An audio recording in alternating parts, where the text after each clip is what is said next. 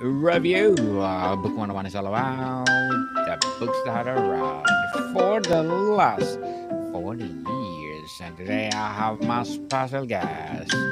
She is the queen of social media, no other than Miss Dawn Renshaw.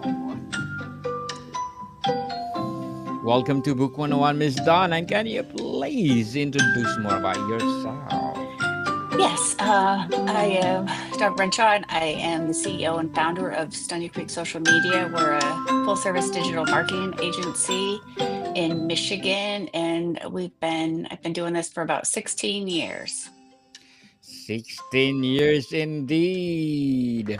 Miss Dawn Rancho, thank you so much for sharing your knowledge and wisdom to the world.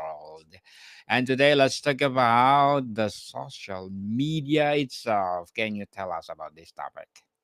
Yes, I have loved social media since I first got my first invite in 2009 to Facebook, and I've just really loved the way that you're able to connect audiences and connect people that would never ever have a chance to meet any other way, and also be able to help businesses and nonprofits be able to connect with their audience.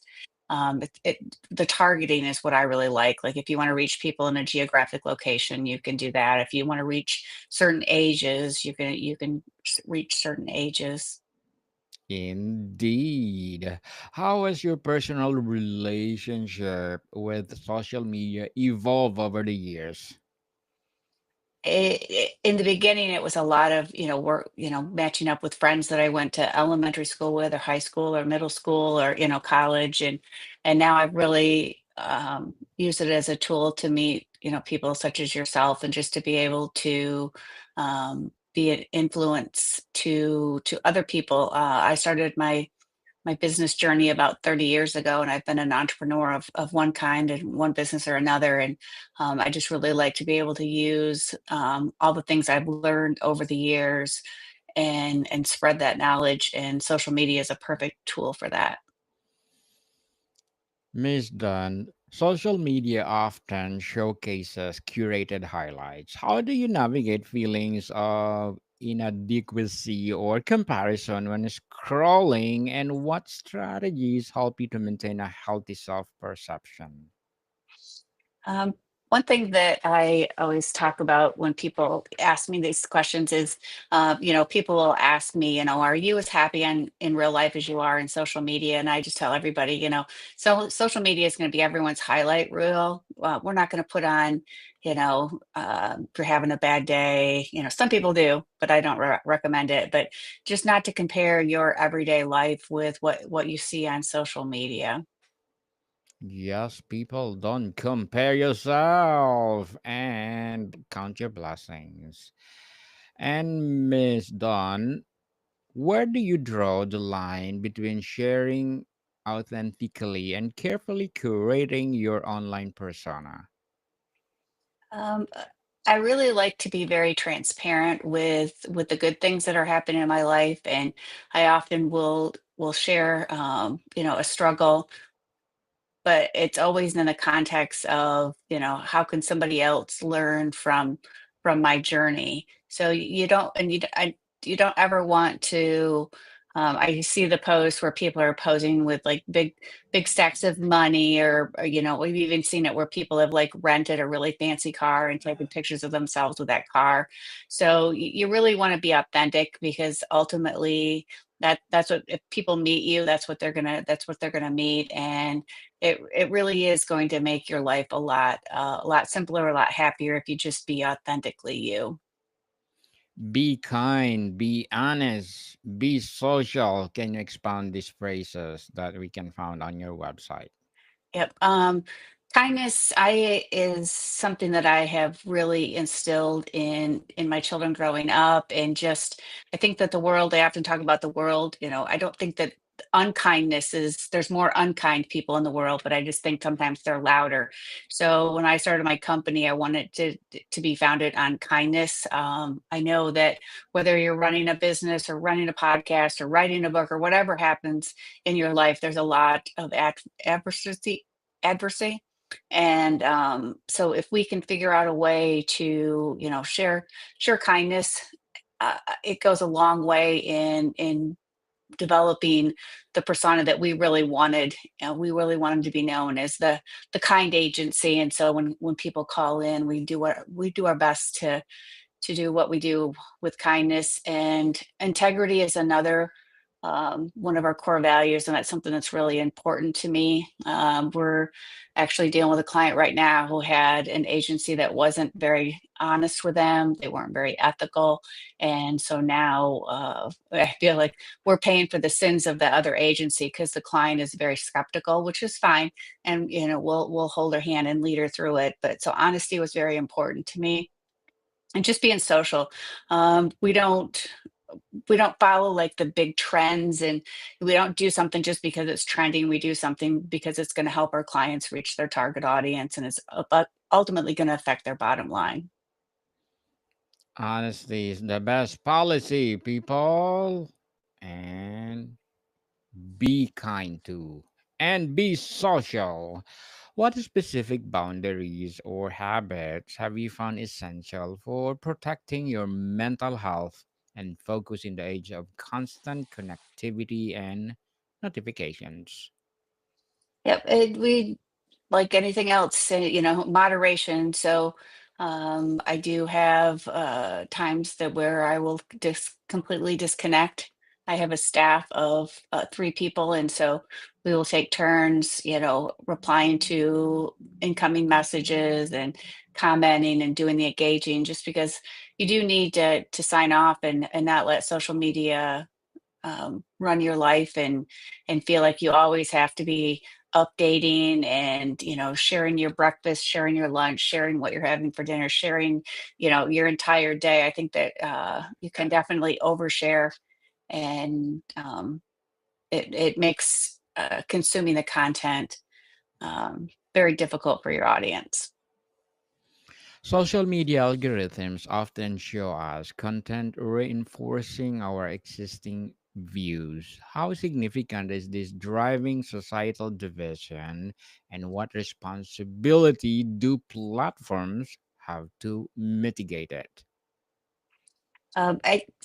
I often will have people tell me that, oh, I don't want to be on social media because it's negative, or there's too many ads, or my friends are too negative. And I explain to them that social media is really about the only platform that you can have where you can decide what you're going to see and what you're not going to see. You can hide the ads if one of your friends is being political, or posting stuff that you don't want to consume. You can unfollow them, you can unfriend them. You just don't have to consume that content. You really have to manage your feed. And so that's something that you are in charge of. If you don't want to see an ad, just hide it.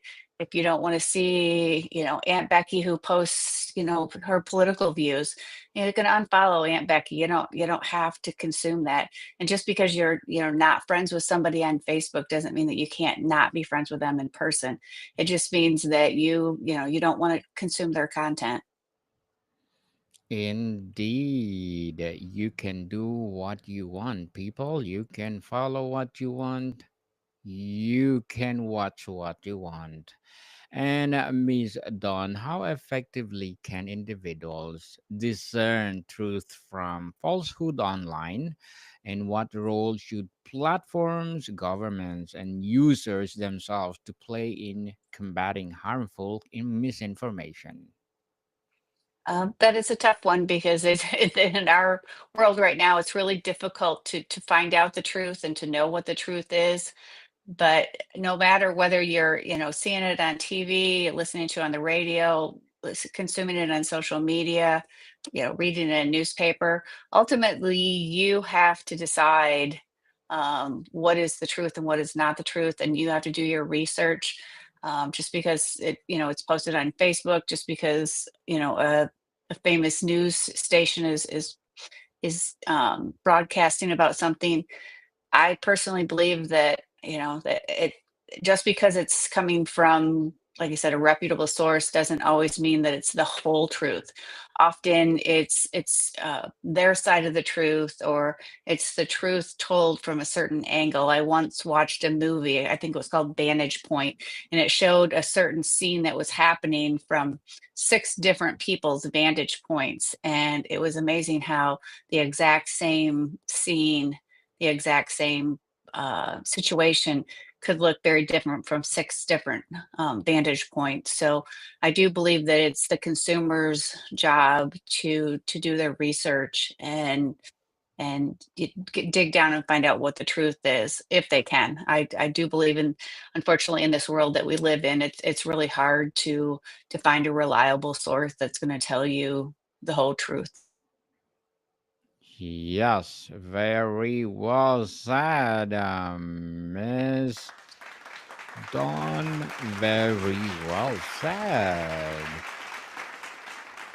And as the queen of social media and CEO and founder of Stone Creek or Stony Creek, what are your short term and long term goals? Um, Our short-term goals is we kind of pivoted, I would say about 2 years ago. We primarily, for the first 14 years or so, were just a social media agency, and we primarily just handled social media for businesses, nonprofits, political campaigns, events. And then about 2 years ago, we realized that we could, our clients were wanting more from us. They were wanting, that full service marketing. We were doing a good job with our social, so they wanted us to handle their website and their print marketing, billboards, Google ads, SEO. They wanted the full gamut, and they were so happy with our services that they wanted that service come from us. So I mean, we still have about 15% of our clients we've had for over 10 years. Interesting, and good luck to your goals, Miss Dawn, and looking forward for more success. And what would be your piece of advice for those people out there want to create their own business and as well as to become a queen of social media? I got that nickname early on in my business career with Stony Creek Social Media, and one of the things that I have learned about being a business owner is that you have to be patient. Nobody succeeds overnight. It takes a lot of tenacity. I had seen a post on Facebook the other day from one of my business friends, and it said the amount of stress that a business owner endures would kill most people. It's definitely not for the faint of heart. There's a lot of, you have to bring new clients in. You have to take care of them. If you have employees, you have payroll and payroll taxes, and if you have a business, you have to have liability insurance, and there's just a lot that goes into having a business. You have to keep your employees happy. You have to keep your clients happy. You have to, provide, education such as podcasts. I'm on a community. I'm on the board of directors for a nonprofit. So you really have to make sure that you keep well grounded, and that I would say that you need a good attorney and a good CPA. Totally agree with you, Miss Dawn.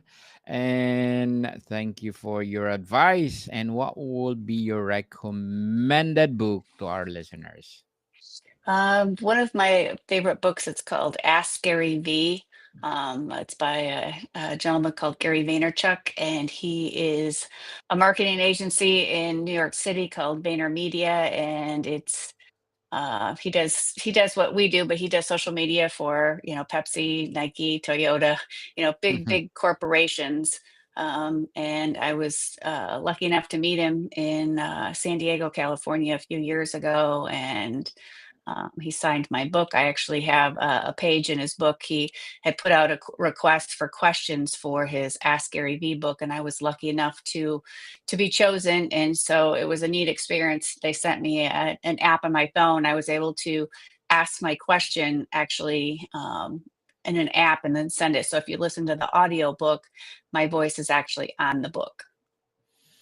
Thank you for your recommendation, Miss Dawn. And let's talk about the addiction and dopamine. of social media, how conscious are you of the design hooks like infinite scroll or notification that keep users engaged? Have you felt their addictive pull, and how do you resist it? It's definitely, an addiction. It just is, alcohol, any of those addictions. It's something that you have to definitely manage. One thing I like is with my iPhone, I get a notification every week telling me how much time I spent on social media. I was looking the other day online for something, and I saw that there's actually there's apps that you can put on your phone that will, limit what your use is. So I definitely think that it's a good thing. It allows you to be able to connect with loved ones, either, a state away, a country away, a continent away, an ocean away. So it allows you to connect with people and see everyday lives. And so it does a lot of good things, but like with anything else, it's got to be moderation. So I often will make sure that I'm doing other things besides Instagram or TikTok, whatever I'm doing. I make sure to be a conscious effort of not spending doing the scrolling, mindlessly scrolling. But it's an effort. But it's like anything else, watching TV, eating too much. There's a lot of different things that you can do that will not be good for you in big doses. Miss Dunn, how does being a good citizen mean in the context of social media? What core principles should guide our online interactions? I was interviewed probably about 5 years ago now. A TV station had reached out to me to interview me because there was a young lady who had posted something on her, at that point, it was called Twitter, on X, and it was a pretty derogatory tweet that she had sent out. And she was actually had gotten a scholarship and was on the lacrosse team, and the lacrosse coach found it and revoked her scholarship. And they interviewed me, like, did you think that that was fair? And I'm like, fair or not fair, people, when you put something out on social media, it's the whole world to see it. I recently just hired an intern, and to say that I didn't go look at their social media before I made the final decision to hire would be a lie. Whether, I didn't base obviously hiring her on her social media content, but when you put things out there, you have to remember that it's public. Everyone can see it. If you put something out there, someone can screenshot it. And even if you delete it, they still have the screenshot where you put it out there. So you really have to be wise on what you put on your social media. The old, the golden rule. It's like, is it true? Is it kind? Is it going to help everybody concerned? There's all different types of filters that you need to put your social media content. And, ultimately, what are you trying to accomplish? If you're putting it out there and it's not true, that's not going to help anybody. Miss Dunn, what concerns you most and what gives you hope about how children and teenagers are growing up immersed in social media culture? I do think that social media can definitely be used as a tool to inspire and allow, the younger people to gain wisdom from us more mature people, and really, sharpen their skills, especially on, platforms such as LinkedIn. They're able to go in and get a lot of information from there. The hardest part is that there's just a lot of hackers. I have good friends who are in a singing group, and they just had their Facebook page hacked, and they had 45,000 followers that are it's just now gone. I really just wish that there was a way for um, the social media platforms to do something about things like that when they happen. Set up some kind of a safeguard so that doesn't happen, because it's really disheartening to someone who has worked very hard to build up their social following and often, rely on that social following for their livelihood. That they use their social media to post, where they're going to be in concert. And if that's taken away from them, it can really affect them financially. Yes, indeed. Miss Dunn, is there a growing cultural backlash or yearning for pre-social media connection? Yes, I do believe that, and I don't know if you can blame it all on social media. I think that the pandemic had a lot to do with it as well. But I know that there's a limited amount of social skills, it seems. I remember pre-pandemic going to the grocery store and you would pass somebody and you might say hi or excuse me or smile at them. And I don't do a lot of the grocery shopping. I'm very fortunate. My husband does most of the grocery shopping, but from time to time, I'll have to go in there, and it's like people just don't smile at people anymore. Even getting change at a fast food restaurant when you give them the money and they just kind of put your change in your hand. I feel like we've lost the social part of it. And I've also can see where, on social media, people are very easy to say negative things or mean things that, I'm just curious if they would actually say them in person if they were in front of you. So I do think that it's given people a certain voice that they might not have. But I think whether it's social media or, 20 years ago, it was passing notes back and forth or whatever method of communication we have. I think there's always going to be a certain level of misinformation.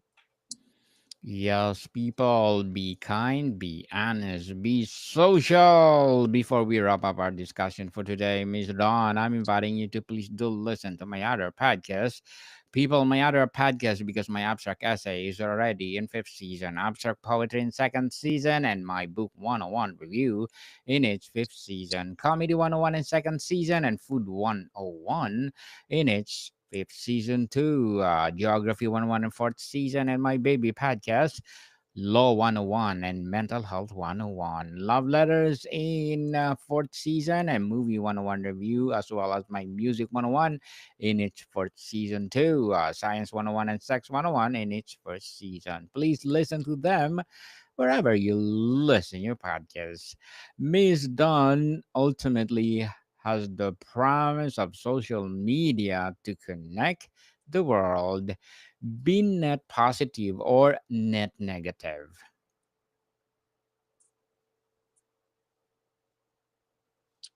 Miss Dawn, Oh, I'm sorry.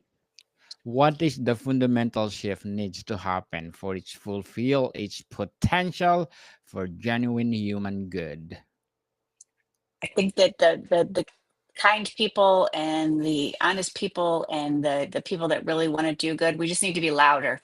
Like I said before, I don't think that there's more negative people, there's more dishonest people, there's more, hate in the world. I think that they're just louder, and so that we need to start speaking up and being kind, being honest, and just really letting that light shine in the world, drowned out the darkness. Miss Dawn Rancho, thank you so much for sharing your knowledge and wisdom to the world. So, can you please invite our listeners to support your advocacy as well as your business itself? Miss Dawn, Yes. where they can find your business? Our website is stonycreeksocialmedia.com. We're on all the social planner platforms, stonycreeksocialmedia.com. Yes, people, let's support Miss Dawn Rancho because if you support her, more and more and more empowering business to come. So, Miss Dawn, thank you so much for your time. Thank you so much, Daniel. Bodycam people, see you soon.